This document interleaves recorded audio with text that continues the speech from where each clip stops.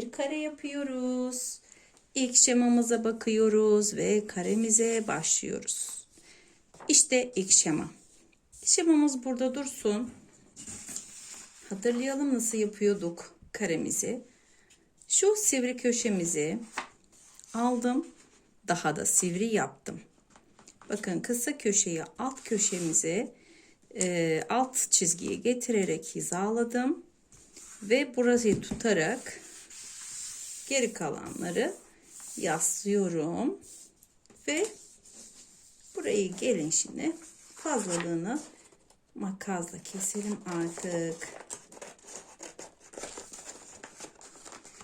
Bakın makasla kesiyoruz. Bu köşe bize lazım değil. Attık çöpe. Şimdi bunu bakıyoruz, bize üçgen olarak lazım.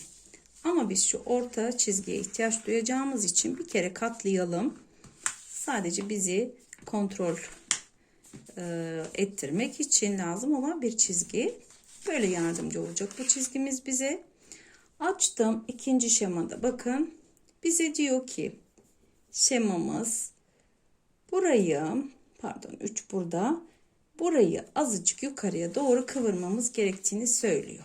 Yani şu alt köşeyi azıcık bir kıvıralım. Azıcık dediğimiz şöyle bir kıvırıyoruz. Kıvırdık. Sonra şu ortadan, tam orta çizgimizden yukarıya doğru katlayacağız. Sonraki şema bu olmalı. Yani nasıl katlayacağız? Kağıdımı çeviriyorum.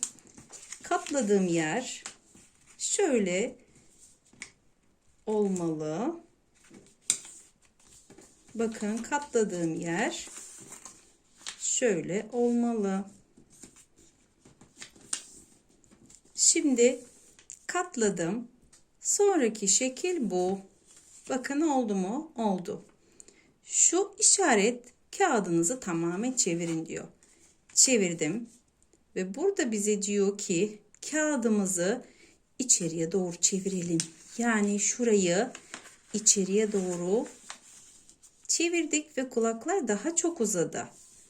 Bakın. Ve sonraki aşamada alttan da azıcık kıvırmamızı istiyor. Yani şöyle bir kıvırma yapalım.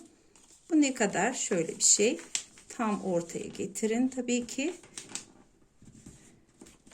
Ve son hali bu. Bakın aynı şekil mi? Aynı. Bu sefer yine yüzünü gözünü yaparak bir tavşanımız olacak. Bakın. Bunları da boyayalım, içini dolduralım.